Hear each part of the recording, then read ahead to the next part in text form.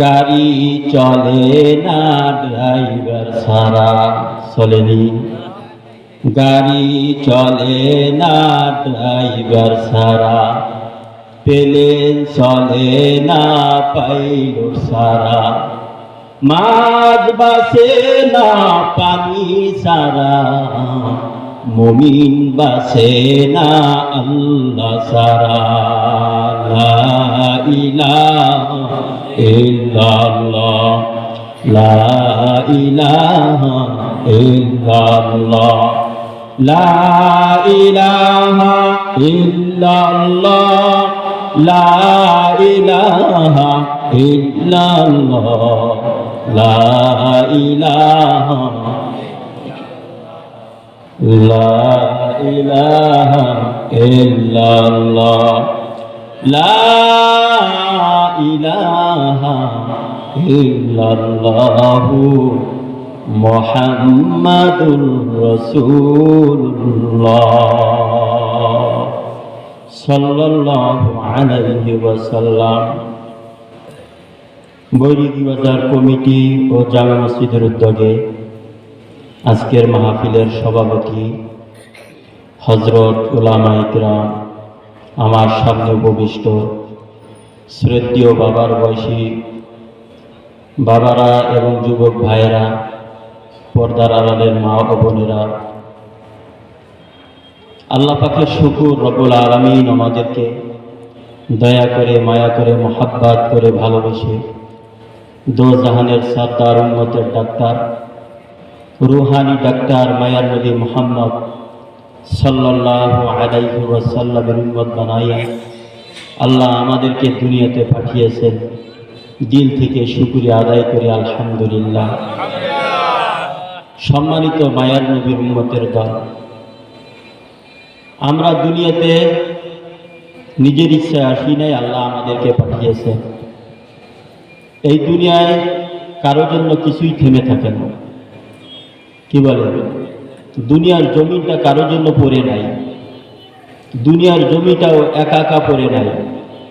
হয়তো কেউ জমিতে কিছু বুনাইলে ফসল হয়েছে, না বুনাইলে ঘাস হয়েছে। কি বলে, নয় ঘাস হবে নয় ফসল হবে। এই দুনিয়ার আল্লাহ তাআলা আমাদেরকে পাঠাইছে, এই দুনিয়াটা কারো জন্য পড়ে নাই। এই দুনিয়ায় রাজত্ব করছেন আমাদের বাপ দাদারা। আপনার বাপের বাপ অর্থাৎ আমাদের দাদারা এই দুনিয়াতে ছিলেন, তারা পূর্ণ কাজ দুনিয়া থেকে সেরে যেতে পারে নাই, কিছু রাইখে চলে গেছেন, ওটা করছেন আমার বাপ। তারাও পুরো কাজ করে যেতে পারে না, আমাদের জন্য কিছু দিয়ে গেছেন। এখন আমরা আমাদের বাপের বাকি কাজগুলি করতেছি। আমরাও এক সময় থাকবো না, আমাদের জন্য এই দুনিয়া পড়ে থাকবে না। আমরা অনেকে মনে করি আমি সংসারের সেলিব্রিটি, আমি মরলে সংসার চলবে না, সংসার অকেজ হয়ে যাবে, সংসারের সন্তানগুলা নষ্ট হয়ে যাবে, এই সেই অনেক চিন্তা ভাবনায়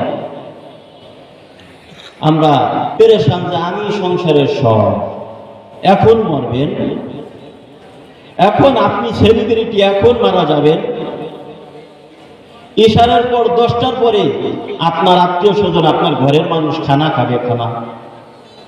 এরপরে যখন লুকমা ভিতরে ঢুকবে তো আস্তে ভিতরে সান্ত্বনা হয়ে যাবে, গেল বুঝল। এরপরে 2-3 দিন পর সমাজের নীতি অনুযায়ী মিলাদ দিবে। এই মিলাদ দিবে, আপনি যেই চৌকিতে ঘুমাইতেন, যেই খাটে ঘুমাইতেন, ওই মিলাদটা দেবে এই কারণে যে ওই চৌকিটা বা ওই খাটটা আপনি জীবিত থাকার কারণে যখন ছিলেন, মৃত্যু হওয়ার পরে তারা চিন্তা করে ওই রুমটা, ওই খাটটা, ওই ঘরটা কেমন জানি ওজন হইয়া আছে। মিলাদটা দিবে পাতলা হওয়ার কারণে, মানে আপনারে ওই ঘরের থেকে আপনার যে একটা বাসনা ছিল, আপনার একটা ঘেরান ছিল, সেটাও ঘরে থাকতে দিবে না। ওই মিলাদ দেওয়া মানে আপনার বেশি হইলে দোয়া বা আপনি কবরে শান্তি পাবেন তা নয়, ঘর পাতলা করা। ওই ওই ঘর পাতলা করা ওটা আপনি সব পাবেন তা না, সবের নিয়ে যদি দিত তাহলে তো গরিব নিয়ে যেত দাওয়াত। দেশে তো বড় মৌলবীরে আর এলাকার বড় মাধ্যমে সবের নিয়ে তো দেয় নাই, খাওয়ায় নাই। সমাজে যে কবর খোঁজে সে মৃত্যু ব্যক্তির খাবারের দাওয়াত পায় না, যারা কবর দূর থেকে দেখে তারা দাওয়াত পায়। কথা ঠিক নেবে ঠিক? তো 3 দিন পর, 7 দিন পর, এরপরে 40 দিন পর আপনার নিয়ে একটা গবেষণা হবে যে 40 দিন হয়েছে, এর লোকটা 40টা করা দরকার। এইটার পিছনে আপনারা সব পৌঁছাবে এই নিয়েতে না, তারও একটা ভিতরে জল্পনা কল্পনা হলো মানুষে কি বলবে, আমার আব্বাই ধন সম্পদ হয়ে গেছে, যদি না খাওয়াই খরচা না করি তাহলে মানুষের মন্দ করবে। ওই যে একটা নিয়ে মানুষের মন্দ থেকে মানুষে খারাপ বলবে, তা থেকে নিজেকে বাঁচানোর জন্য খাওয়াবে, আপনারা সব পৌঁছাবে তা না। আপনি যেই সন্তানের জন্য জুলুম করছেন, অত্যাচার করে সংসার বানাইছেন, জুলুম করে মানুষের এক হাত এক দিকের বেশি খাইতেন, যেই সন্তানের জন্য মিথ্যা ব্যবসা করছেন, হালাল ব্যবসা করতে পারেন নাই, যেই সন্তান বিবি বাচ্চাদের জন্য মাথার ঘাম পায়ে ফেলাইছেন, জোহরের নামাজ পড়তে পারেন নাই, আসরের নামাজ পড়তে পারেন নাই, মাগরিবের নামাজ পড়তে পারেন নাই, ইশার নামাজ পড়তে পারেন নাই, ফজরের নামাজ পড়েন নাই, মাথার ঘাম পায়ে ফেলাইছেন সংসারের সন্তান বিবি বাচ্চাদেরকে সুখে রাখার জন্য, শান্তিতে রাখার জন্য,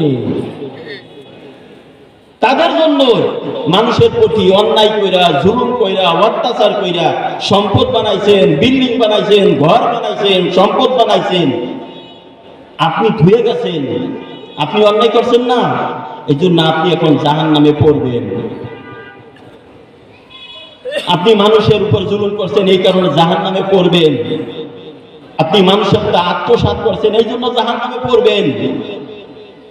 কিন্তু যাদের জন্য করছেন তারা আপনার বিল্ডিং এর ভিতর থাকবে, আপনার সম্পদ ভোগ করবে, আপনার টাকা পয়সা ভোগ করবে, ও আল্লাহ করবে বিবি বাচ্চা নিয়ে তার খাটের উপরে, আর আপনি এই যে অন্যায় করে বলছেন না, এই জন্য কবরে আপনাকে মারবে আর এরা আড্ডা করবে। আচ্ছা বলেন তো, ওই সময় যদি আমার মাওলার ডাক দিয়ে বলেন, এই বান্দা, তোমার দুনিয়ায় যাদেরকে রেখে আসছো তারা যদি তোমার নামে এই মুফিদের 10টা নেকি পাঠায়, তাহলে আমি আল্লাহ মাফ করিয়া দিব। তুমি যে এই সন্তানদের জন্য রেখে আসছো, যে সন্তান দুনিয়াতে রেখে আসছো, তাদেরকে যদি তাদের পক্ষ থেকে যদি 10টা নেকি আসে তাহলে আমি মাফ করে দেব। আল্লাহ জানাইয়া দেব, মনে করেন কবরবাসীকে 10টা নেকি পাইলে মাফ পাবে। কয় নাকি? 10 নাকি? কিন্তু আপনি যে জুলুম করিয়েছেন দুনিয়াটা, আপনি যে সিজদা আল্লাহকে দেন না, আপনি যে নবীর সুন্নাত মতন চলেন নাই, মন মতন জীবন চালাইছেন, জীবনে যা করছেন কোনো আলেমের কাছে জিজ্ঞাসা করে তো করেন না, আপনি ভালো বুঝেন, আর কেউ বোঝেন না। যে কোনো কাজ কোনো আলেমের কাছে তো জিজ্ঞাসা করে পরামর্শ করে করেন নাই, হালাল হারাম কোনো কিছু তোয়াক্কা করেন নাই। এই জন্য আল্লাহ আপনার যে সন্তানদেরকে রেখে গেছেন না, ওদেরকে এমন গুলাবে, ওই 10টা নেকি আল্লাহ তাআলা এই জন্যই বলছে, ওই 10টা নেকির জন্য আপনার সন্তানরা দোয়া করবে না, ওদেরকে এমন গুলাবে, কারণ ওরা জাহান্নামে পোড়াবে। তো ফেরাউন চিরজীবন খোদা দাবি করছে, যে কয়দিন বাইচে ছিল, যখন নীল নদে ডোবে তখন আল্লাহকে ডাক দিতে চাইছিল যে আল্লাহর একটা ডাক দে, তখন আল্লাহ বলছেন ডাক জানি না দিতে পারে, গালের ভিতর কেদা দে, ডাক দিলে তো আমি আল্লাহ মাফ করে দেই, কাদা দে জানি ডাক না দিতে পারে। এখন 10টা নাকি এরা আপনার জন্য পৌঁছাইতেছে না, এরা আপনার ওই নাহক পথে, অশ্লীল পথে, অবৈধ পথে, সম্পদের ঘরে, সম্পদ করা ঘরে, সেই বিল্ডিং এ থাকতেছে, ওরা আল্লাহ করতেছে আর ভুগতেছেন আপনি। আল্লাহ তাআলা কোরআনের ভিতরে বলেন, ইয়া আইয়ুহাল্লাযীনা আমানু ইজতানিবু কাসীরাম মিনায-যন্নি ইন্না বা'দায-যন্নি ইসমুন ওয়া লা তাজাসসু ওয়া লা ইয়াগতাব বা'দুকুম বা'দা।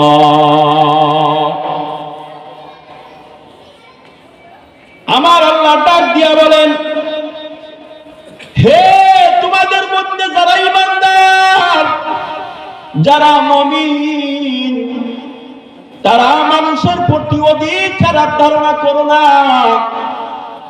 মানুষের প্রতি অধিক খারাপ ধারণা করো না। জবানটাকে কন্ট্রোল করো, জিহ্বাটাকে কন্ট্রোল করো। মানুষের প্রতি খারাপ ধারণা করো না। অধিক খারাপ ধারণা করার কারণে তোমার পরকাল ধ্বংস হবে, তোমার কবরের সুখ ধ্বংস হবে, তোমার ফলসুরাত কঠিন হবে, হিসাবের দিন কঠিন হবে।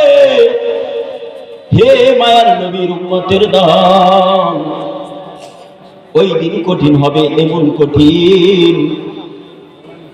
মানুষের প্রতি খারাপ ধারণা করার কারণে, নিজের জিহ্বাকে কন্ট্রোল না করার কারণে জিহ্বার কিছু অপরাধ আছে। জিহ্বার এক নম্বর অপরাধ মিথ্যা বলা। জিহ্বার এক নম্বর অপরাধ কি করে বলেন? মিথ্যা বলা। কথায় কথায় মিথ্যা বলে। সত্য কথাটা বললে হয়তো একটু সমস্যা হইতো, কিন্তু আল্লাহ তাআলার কাছে মুক্তি পাইত। মিথ্যা বলার কারণে কিছু মৃত্যুকের কাছে মুক্তি পাইছে, কিন্তু আমার মাওলার কাছে জড়াইয়া গেছি। কথা ঠিক না ঠিক করে বলেন? মিথ্যা দিয়া মৃত্যুকের কাছে মুক্তি পাওয়া যায়, মিথ্যা দিয়া নাফরমানদের কবর থেকে মুক্ত পাওয়া যায়। মিথ্যা দিয়া আমার মাওলাকে কন্ট্রোল করা যায় না, আমার মাওলাকে বশ করা যায় না। হে মায়ার নবীর উম্মতের দল, আল্লাহ তাআলা কোরআনে কারীমের মধ্যে বলেন, ইয়া আইয়ুহাল্লাযীনা আমানুত্তাকুল্লাহ ওয়া কুলু কওলান সাদীদা। হে ঈমানদার গণেরা, আমি আল্লাহকে ভয় করো,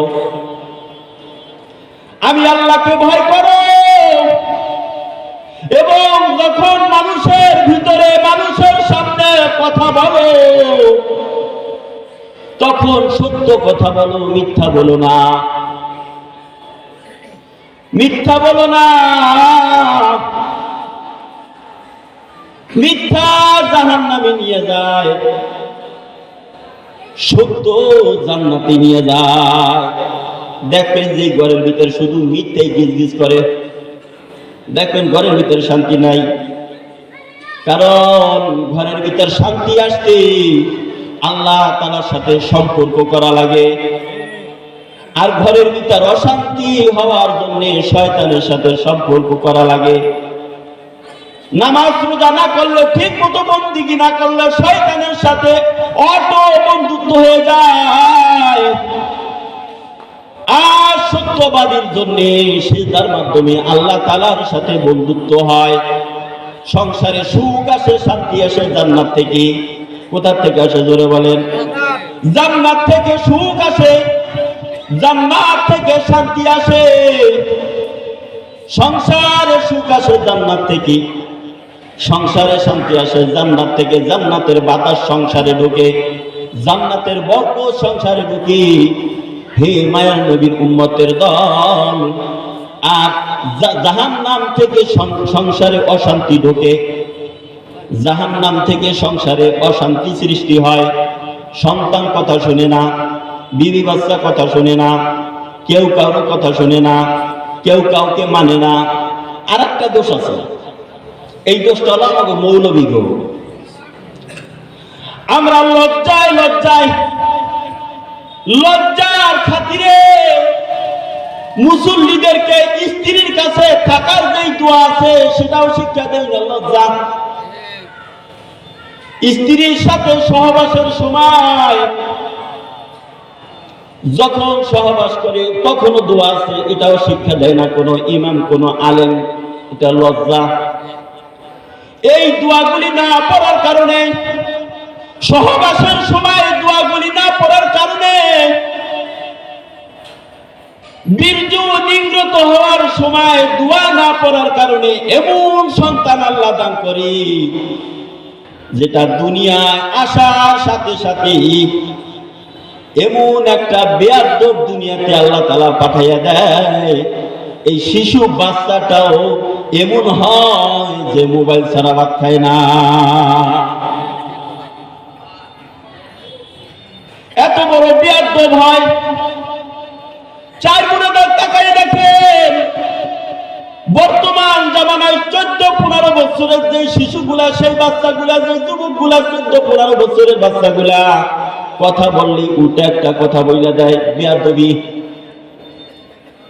হে মায়ার নবীর উম্মতের দল,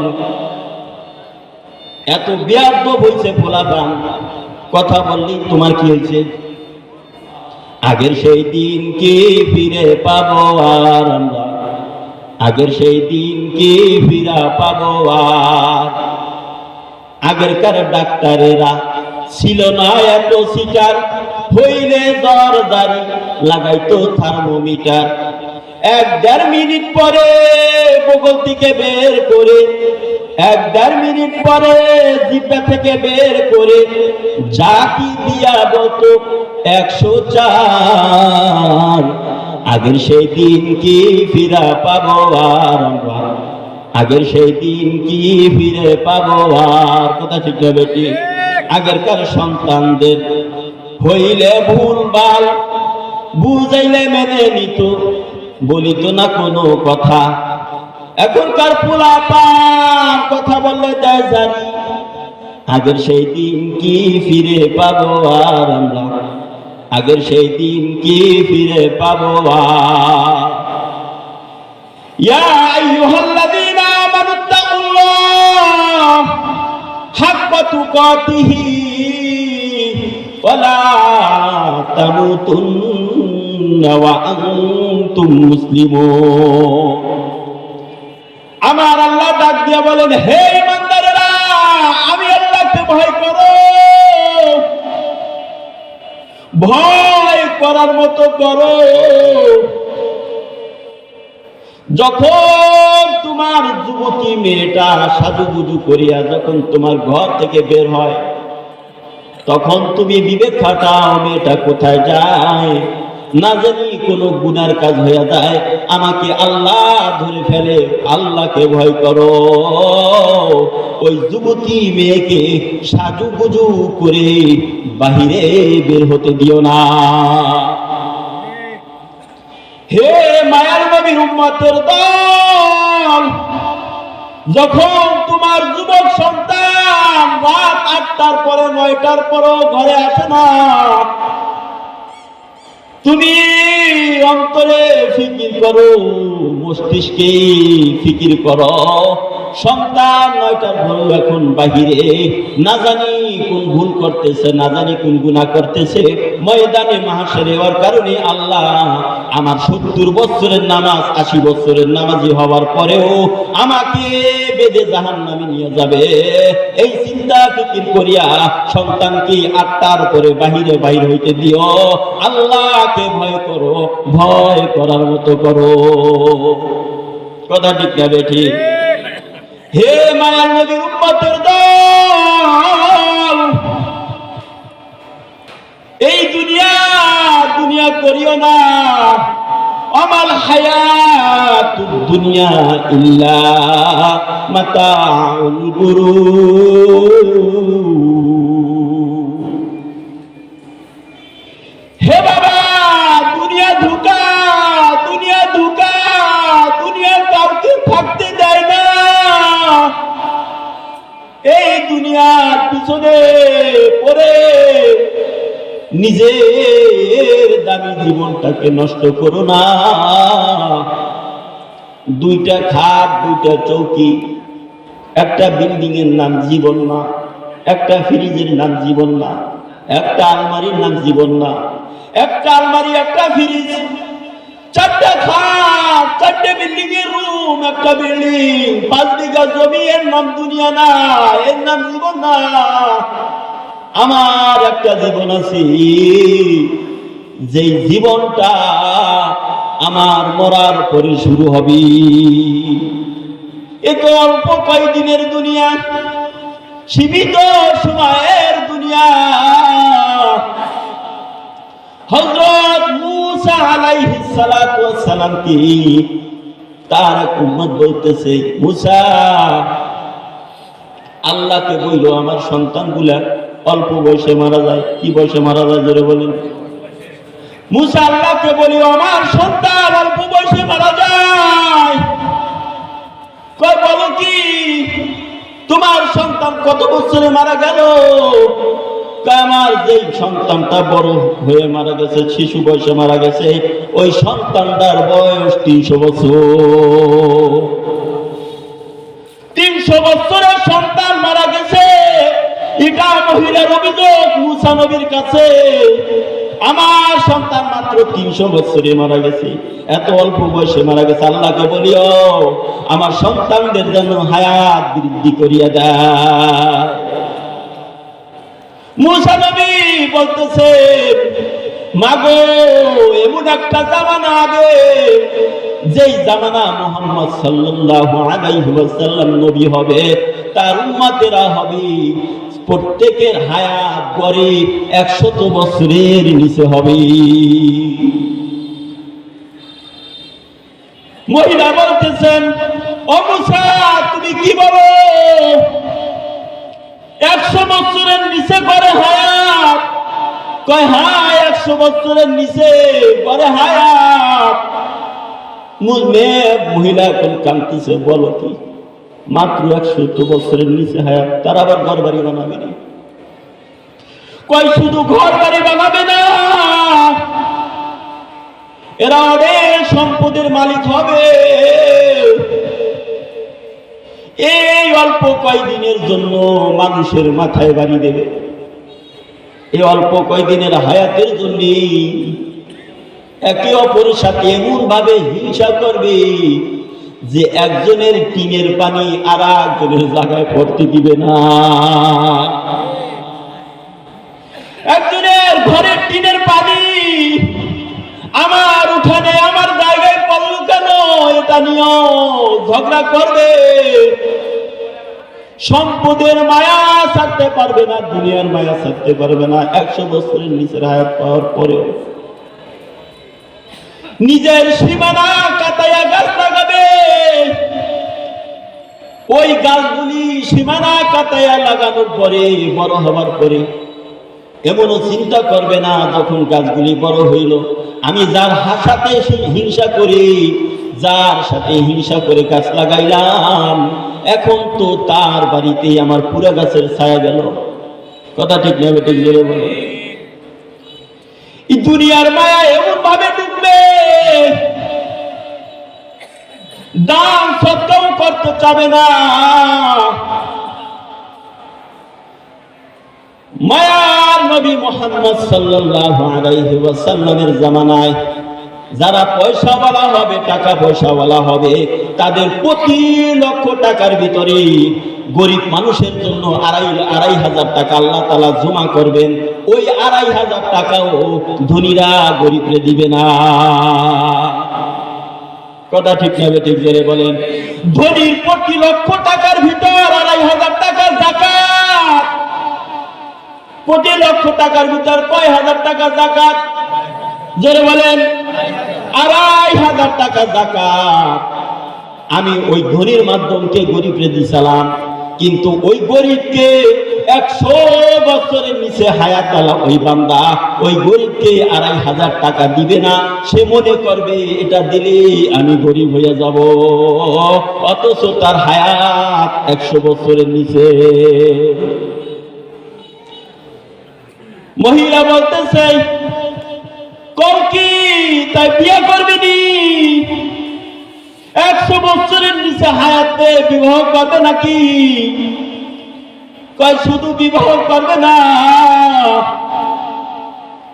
বিবাহ করিয়া বিবি বাচ্চা সুখের জন্য বড় বড় অট্টালিকা বানাবে, বড় বড় বিল্ডিং বানাবে, 5 তলা 10 তলা বিল্ডিং বানাবে। বিল্ডিং বানানোর পরে এমনও বান্দা আছে যে বিল্ডিং বানাইছে, বিল্ডিং বানানোর পরে ওই বিল্ডিং এর রুমের ভিতর 5 বছরও থাকতে পারে না। কথা ঠিক না বেটি? জোরে বলে। 5 বছরও থাকতে পারে না। হে মায়ার নবীর উম্মতের দল, এরপরে মহিলা চিৎকুর দিয়া জমিনে পড়ে গেছে। উপায় নাই রে, উপায় নাই রে, উপায় নাই। কবরেতে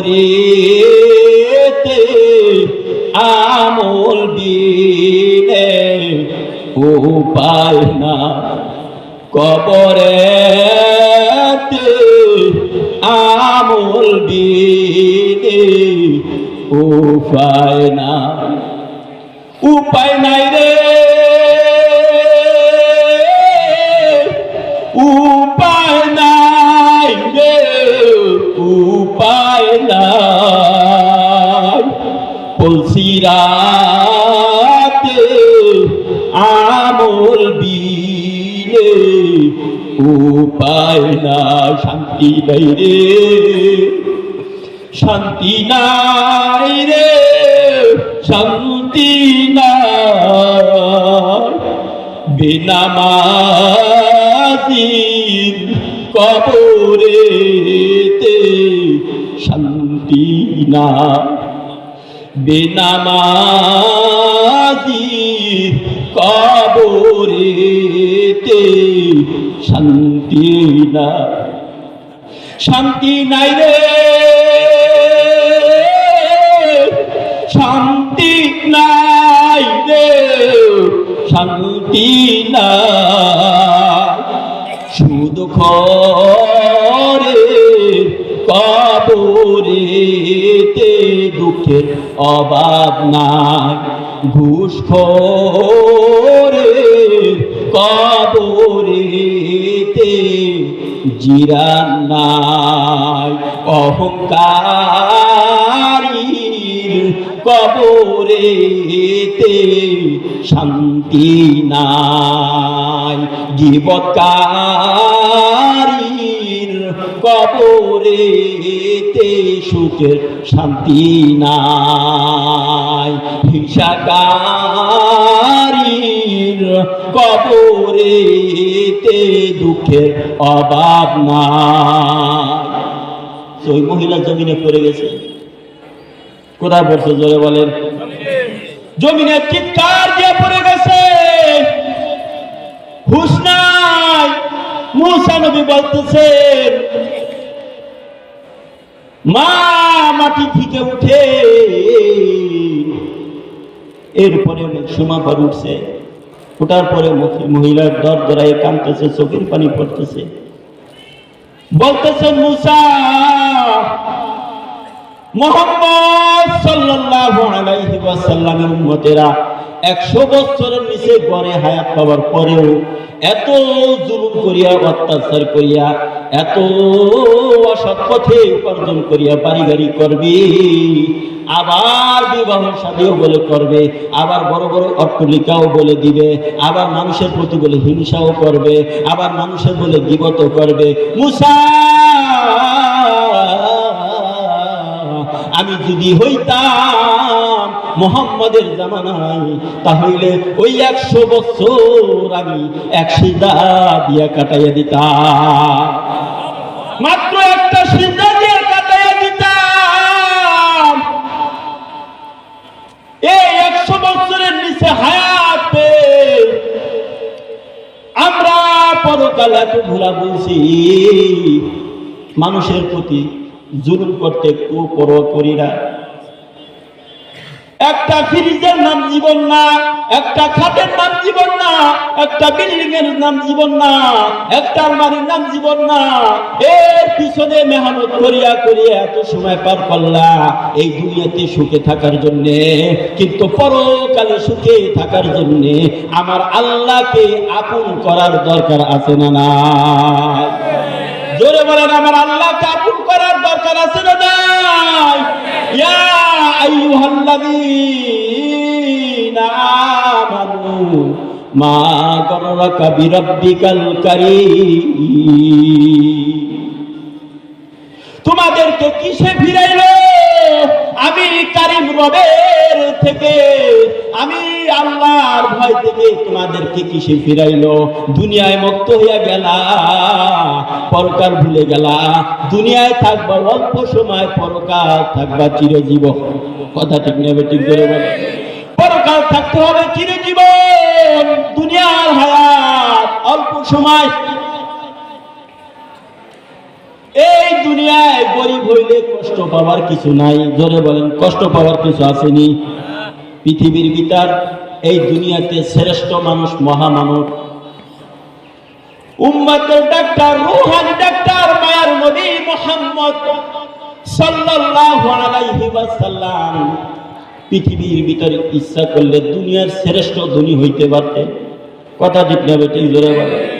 আল্লাহ তাআলা বলছিলেন, ইয়া মুহাম্মদ, উহুদ পাহাড়কে সোনা বানিয়ে দিব, পাহাড় পর্বত গুলাকে তোমার জন্য সোনা বানিয়ে দিব, সমস্ত সোনা তোমার হবে, তুমি সম্পদের মালিক হবে। মায়ার নবী আল্লাহকে ডাক দিয়ে বললেন, আল্লাহ গো, ও আল্লাহ, এই সম্পদ, এই সোনা কি আমার জন্য না আমার উম্মতের জন্য? বললেন, এই সোনা, এই দানা একমাত্র তোমার জন্য, তোমার সুখ শান্তির জন্য, তোমার উম্মতের জন্য না। মায়ার নবী আল্লাহকে বললেন, আল্লাহ গো, আমার উম্মতের ভিতর এমন কিছু মানুষ হবে যারা টেকের হাটের ব্রিজের উপর শুয়ে থাকবে, টেকের হাটের ব্রিজের নিচে ঘুমানো থাকবে, কুড়ে ঘরের কিছু মানুষ থাকবে যাদের কুড়ে ঘর, এমন কিছু মানুষ থাকবে যারা দিন মজুর, এমন কিছু মানুষ থাকবে দিন বইরা ইট পাটকেলের কাজ করে, এমন কিছু মানুষ থাকবে যারা এই জমিনে অনেক গরিব। সেই দিন তারা কি দিয়া সান্ত্বনা নিবে? সেই দিন আমি এই সম্পদ, ধন সম্পদ দিব না, সোনা গয়না নিলাম না, আমিও গরিব, আমার উম্মত গরিব। সেই দিন আমার ওই গরিব উম্মত গুলি আমি মুহাম্মাদের দিকে তাকায়া সান্ত্বনা পাইয়া যাবে, আমার নবী গরিব, কোনো টেনশন নাই। সুবহানাল্লাহ। একদিন ফাতেমা রাদিয়াল্লাহু তাআলা আনহা অনেক অসুস্থ। মায়ার নবী সংবাদ পাইছে ফাতেমা অসুস্থ। এক সাহাবী সাথে করে নিয়ে ফাতেমার বাড়ি গেছে। দরজায় যেয়ে বলতেছে, মা, আমি মুহাম্মদ আসছি তোমার বাড়িতে। একজন মানুষ সাথে করে নিয়ে আসছি, দরজা খুলো। ভিতর থেকে ফাতেমা বলতেছেন, আব্বাজান, আপনি তো একজন মানুষ নিয়ে আসছেন আমার বাসায়। বাবারে, পর্দা করার মতো একটা উন্না আমার নাই। বাবা, পর্দা করার মতন একটা চাদর তো আমার ঘরে নাই, কি দিয়া পর্দা করবো, কেমনে ঢুকবে? মায়ার নবী নিজের গায়ের রুমালখানা দরজার ভিতর দিয়ে দিয়েছেন, ফাতেমা নাও, এই রুমাল দিয়ে নিজেকে পর্দা করো, ঢাকো। এরপরে মায়ার নবী পর্দা করার পরে ভিতরে ঢুকছে। ঢুকার পরে মা ফাতেমা বলতেছে, হে মায়ার নবীর উম্মতের দল, খুব খেয়াল করেন, বলতেছেন, আব্বারে, আপনারা দুজন মানুষ এসেছেন আমার ঘরে, মেহমানদারি করার মতো কিছু না। হে মায়ার নবীর উম্মতের দল,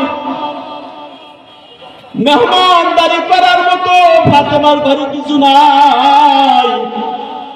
বলতেছেন, আব্বা, আমি 3 দিন যাবত না খাওয়া, আমি 3 দিন যাবত খাই না। আব্বা, আমি এত অসুস্থ, ঔষধ কেনার মতন, চিকিৎসা করার মতন পয়সাও আমার ঘরে নাই। মায়ার নবী চোখের পানি ফেলাইতেছে, যেহেতু নিজের মেয়ে না খাওয়া 3 দিন যাব, অনেক কষ্ট পাইছে। এরপরে বলতেছেন, মা, কষ্ট পেও না,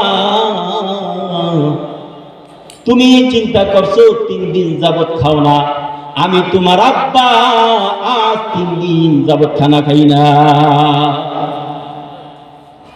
হে মায়ের নবীর উম্মতের দল, আমার সামনে উপবিষ্ট আমার বাবারা ভাইয়েরা, হে যুবক ভাইয়েরা, পর্দার আড়ালের মা ও বোনেরা, পুরুষদেরকে অধিক জ্বালায় না, পুরুষদেরকে অধিক জ্বালায় না। কোনো স্বামী তার স্ত্রীকে খারাপ রাখতে চায় না, কোনো বাবা তার কন্যাকে খারাপ রাখতে চায় না। একটা পুরুষের কাছে কোনো কিছু যদি তোমরা দাবি করো, পুরুষটা দেওয়ার জন্য চেষ্টা করে কিন্তু পারে না সহজে। কিন্তু তুমি বলার সাথে সাথে ওটা ব্রেনের ভিতরে এমন করে ঢুকে, যখনই পারবে তখনই দিবে। কথা ঠিক না বেটি? হে মায়ার নবীর উম্মতের দল, যখন তোমাদের কোনো পোশাক থাকবে না তখন ফাতেমার দিকে তাকাবা। মারে, তোমার ঘরে অনেক সেট কাপড় আছে, অভাব নাই কাপড়ে, আলমারি ভরা কাপড়, কিন্তু বাবাকে এত চাপ না দিয়া, স্বামীকে এত চাপ না দিয়া আমার ফাতেমার দিকে তাকাও। ফাতেমার চেহারাটা ঢাকার মতো একটা পর্দা করা কাপড় ছিল না। যখন তোমাদের কাপড়ের অভাব হবে, কষ্ট পাবে না, ফাতেমার দিকে তাকাবা, শান্তি পাবা। যখন তোমরা না খেয়ে থাকবে, কষ্ট পাবা না, তখন আমার নবীর দিকে তাকাবা, শান্তি পাবা। নবী খায় না 3 দিন, তাই আমি এক বেলায় না খাইলে কি হবে? কথা ঠিক না বেটে? বলে যখন তোমার বাচ্চাদেরকে ডাক্তার দেখানো, ঔষধ কেনার টাকা থাকবে না, ঘরে ঝামেলা তৈরি করবা না, ফাতেমার দিকে তাকাবা। যেই ফাতেমা হাসান হুসাইনের আম্মা, যেই ফাতেমা আলী রাদিয়াল্লাহু তাআলার স্ত্রী, যেই ফাতেমা জান্নাতি মহিলাদের সর্দার, যেই ফাতেমা আখির নবী, মায়ের নবী, দয়ার নবী, রূহানি ডাক্তার মুহাম্মদ সাল্লাল্লাহু আলাইহি ওয়াসাল্লামের কন্যা, তারও ঔষধ কেনার টাকা ছিল না, ঘরে ঝামেলা তৈরি করবা না। যখন ঔষধ কেনার টাকা থাকবে না, আমার ফাতেমার দিকে তাকাবা, শান্তি পাইয়া যাবা। কথা ঠিক না বেটি? জোরে বলেন। ঘরে শান্তি তৈরি করবা না। অল্প কয়েকদিনের হায়াত দুঃখে কষ্টে কাটুক, সমস্যা নাই, আমার আল্লাহ যেন পরকালে মাফ করিয়া দেয়, এটাই আল্লাহর কাছে আমাদের চাওয়া। আমরা যদি নবীকে পেয়ে যাই, আমরা যদি আল্লাহকে আপন করে পেয়ে যাই, আর কিছু লাগবে নি? জোরে বলেন। আর কিছু দরকার আছে নি? জোরে বলেন। আর কিছু দরকার নাই। আল্লাহ আমার রব, সেই রবই আমার সব। হে মায়ার নবীর উম্মতের দল, ইয়া আইয়ুহাল্লাযীনা আমানু ইজতানিবু কাসীরাম মিনাজ যন্নি, হে মায়ার নবীর উম্মতের দল, হে ঈমানদারেরা, তোমরা মানুষের প্রতি অধিক খারাপ ধারণা করো না।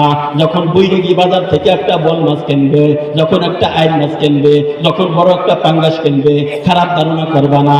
আর অসৎ পয়সা তাই কিনছে, তুমি জানো আর অসৎ পয়সা, ওটা তো হালাল পয়সা হইতে পারে। কথা ঠিক না বেটা? জোরে বলেন। এত খারাপ ধারণা করার দরকার নাই। হতে পারে ওই লোকটার বিচার এই কাজ জিনিসটা কাজ করছে, এই দুনিয়াতে থাকা যায় না, এই দুনিয়াতে থাকতে পারে না মানুষ, তাহলে টাকা পয়সা গোছাই লাভ কি? আমার দেহে একটা বল মাছ খাইতে চাইছে, আমার দেহে একটা আইন মাছ খাইতে চাইছে, তাই তো কিনছি, টাকা পয়সাটা করবো কি? এই মন মানসিকতা থেকেও তো কিনতে পারে। তুমি খারাপ ধারণা করে কেন বললা ওটা অসৎ পয়সা, কালো পয়সা, তাই বল মাছ কিনছে? নাউজুবিল্লাহ। তোমার খারাপ ধারণা করার দরকার নাই। তুমি খারাপ ধারণা কইরা জাহান্নামে যাবা কেন? ও সে যদি অসৎ পয়সা দিয়ে কিনাও থাকে, সেই বুঝুক, সেই বুঝুক। কথা ঠিক না বেঠিক? জোরে বলে। আল্লাহ তাআলা বলেন, ইন্না বা'দাজ যান্নি ইসমু ওয়া লা তাজাসসু ওয়া লা ইয়াগতাব বা'দুকুম বা'দা। অধিক ধারণা করার কারণে তুমি আল্লাহর আদালতে আসামি হয়ে যাও না। আইয়ুহিব্বু আহাদুকুম আইয়াকুলা লাহমা আখিহি মাইতান ফাকারিহতুমুহু। তোমরা যে হিংসা করলা, খারাপ ধারণা করলা, মানুষের প্রতি যত হিংসা করো, তোমরা কি চাও? তোমরা কি ভালোবাসো তোমার মৃত্যু ভাইয়ের গোশত খাওয়া পছন্দ করো? আল্লাহ বলতেছেন বান্দাদেরকে, তোমরা কি চাও, তোমরা কি ভালোবাসো তোমার মৃত্যু ভাইয়ের বস্তু খাওয়া? এটা কি তোমার কাছে পছন্দের? আমাদের কারো কাছে পছন্দ করে বলেন? আমাদের মৃত্যু, এখন আমার ভাই মারা গেছে, এখন আমার বড় ভাই মারা গেছে, অথবা যে কোনো নম্বরের ভাই মারা গেছে, এখন যদি বলা হয় তোমার ভাইয়ের থেকে কাইটা 4-5 টুকরা বস্তু তুমি খাইয়ে ফেলাও, এটা কেউ খাবে? জোরে বলেন, কেউ খাবে? আল্লাহ তাআলা বলেন, তোমার মৃত্যু ভাইয়ের বস্তু খাওয়া যেহেতু তুমি পছন্দ করো না, তাহলে কারো গীবত কইরো না। যে গীবত করে সে মরা ভাইয়ের বস্তু খায়। নাউজুবিল্লাহ বলেন, জোরে বলেন।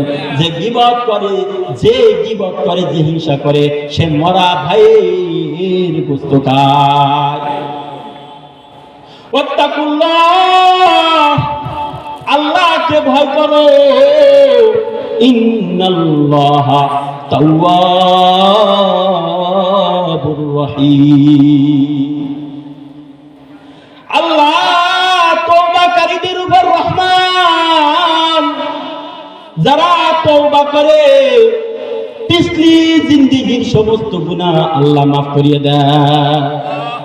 হে মায়ের নবীর উম্মতের দল, কারো প্রতি কোনো হিংসা করা যাবে না। হিংসা করলে অনেক বড় ক্ষতি। হিংসা থেকে বাঁচার একটা উপায় আছে। মনে করেন আপনি হিংসা করলেন, হিংসা থেকে কিভাবে বাঁচবেন জানেননি? মায়ার নবী হাদিসের ভিতর বলছে, কেউ যদি কোনো হিংসা করে, 1 নম্বরে তার সংসারে গজব ঢোকে। নাউজুবিল্লাহ বলেন। 1 নম্বরে তার সংসারে গজব ঢোকে। 2 নম্বরে তার 70 বছর 80 বছরের জিন্দেগিতে যত আমল আছে, যত নেকি আছে, যার গীবত করা হয়, যার প্রতি হিংসা করা হয়, গীবত করা হয়, ওই আমলগুলি, নেকিগুলা তার নামে ট্রান্সফার হয়ে যায়। নাউজুবিল্লাহ বলেন। তার নামে চলে যায়, যত নেকিগুলো আছে চলে যায়। এখন মনে করেন নেকি নাই, ওরাও শয়তান। যে গীবত বলছে ওরাও ভালো না, নেকি নাই, সিজদা দেন আল্লাহকে, রুকু দেন আল্লাহকে, তাসবিহ করেন আল্লাহ, নবীর সুন্নাত মতো চলে না, মন মতন চলে। এক প্রকার দান্দাবাজ আছে, বলে নামাজ না পড়লেও ঈমান ঠিক আছে।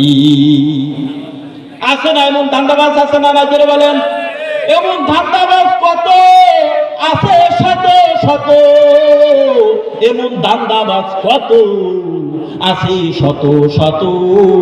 নামাজ না পড়লে আমার ঈমান বলে ঠিক আছে, আরে বেটা তোর তো নামাজ না পড়ার কারণে ঈমানই নাই, আবার ঠিক থাকে কোথা থেকে? নামাজ তাই তোর ঈমান নাই, আবার ঠিক থাকে কোথা থেকে? তুই তো জাহান্নামের আসামি। নামাজ পড়স না, জাহান্নামের আসামি। রোজা রাখস না, জাহান্নামের আসামি। হিংসা করস, জাহান্নামের আসামি। অহংকারে গিজগিজ করে অন্তরের ভিতরে, জাহান্নামের আসামি। গীবত ছাড়া ভালো লাগে না, জাহান্নামের আসামি। গীবত ছাড়া কথা ভালো লাগে না, মানুষের গীবত কইতে পারলেই মজা লাগে, জাহান্নামের আসামি। কথা ঠিক হবে? ঠিক জোরে বলেন। তোর ঈমান ঠিক থাকে কোথা থেকে? বেনামাজি সব পারে।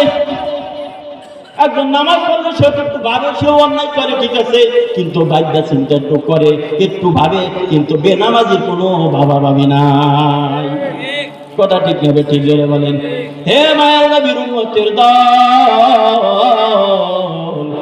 মায়ার নবী মুহাম্মদ সাল্লাল্লাহু আলাইহি ওয়াসাল্লাম বলেন, কারো ব্যাপারে হিংসা করো না, গীবত করো না। গীবত করলে তোমার যত নেকি আছে ওটা যার নামে গীবত করা হয় তার আমলনামায় চলে যায়, তোমার ক্ষতি হয়ে যাবে, তুমি জাহান্নামের বাসিন্দা হয়ে যাবা। যার গীবত করছো তার কিছু হবে না, তার লাভ। কথা ঠিক নেবে? ঠিক করে বলেন। কার লাভ হইল? যার গীবত করা হইল তার লাভ হইল। হযরত হাসান বসরি রাহমাতুল্লাহি আলাইহি এক লোক এসে বলতেছে, হুজুর আমি শুনলাম আপনি নাকি আমার গীবত করেন, আপনি নাকি কি করেন? আমার গীবত করেন। হাসান বলতেছে, তুমি এত যোগ্য ব্যক্তি না, তুমি এত দামি ব্যক্তি না আমার কাছে যে তোমার গীবত করব, আর আমি হাসান বসরির আমলনামা তোমার নামে ট্রান্সফার হয়ে যাবে। তুমি আমার কাছে এত দামি কেউ না। সুবহানাল্লাহ বলেন।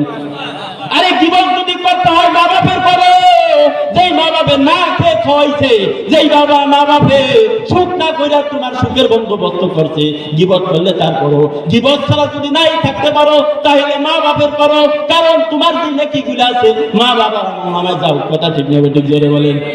গীবত করা যদি অভ্যাসী হয়ে যায় তাহলে মা বাপের নামে করো। ইমাম আবু হানিফা রাহমাতুল্লাহ আলাইহি এক ব্যক্তি এসে বলতেছে, হুজুর আপনার তো অমুকে গীবত করে, কি করে? অমুকে গিবত করে। ইমাম আবু হানিফা রাহমাতুল্লাহ আলাইহি উপঢৌকন কিনা হাদিয়া কিনা তার বাড়ি পাঠাই দিয়েছে 3 দিন। কয় দিন? এরপরে লোকটা চিন্তা করতেছে ওর কই গিবত, ওর কই বদনাম, ও আমার বাড়ি হাদিয়া পাঠায়, ব্যাপারটা কি? এরপরে সশরীরে ইমাম আবু হানিফা রাহমাতুল্লাহ আলাইহির দরবারে আসছে, হুজুর আপনার প্রতিদিন আমি গিবত করি, আপনার শিকায়ত করি, আপনার বদনাম বলি, আর আপনি আমার বাড়ি হাদিয়া পাঠান, ব্যাপারটা কি? বলতেছে তুমি আমার উপর দয়া করো, তুমি আমার উপর মায়া করো, তুমি আমার জন্য হিসাব করো, পরকালে যেই আমল দিয়ে সুখ পাওয়া যায়, যেই আমল দিয়ে শান্তি পাওয়া যায়, সেই আমলটুকু তোমার আমলটুকু আমার নামে ট্রান্সফার হয়েছে। তুমি এত বড় দয়া করো, আমি তো তোমার উপর জুলুম করতে পারি না, আমি তোমার উপর জুলুম করতে পারি না, তুমি আমার উপর করো দয়া। তুমি দেখো নাকি আমি যদি একটু খাবার দাও না কিনা দিই হয়নি দরকার নয়, তাইলে খাবারটা কিনা যদি না দেয় তাহলে তো জুলুম হবে। এই জন্য দেখলাম যেই বেড়া নাকি দিতে পারে তার ভিতর তার বাড়িতে আমি সোনাগোনা পড়াই কি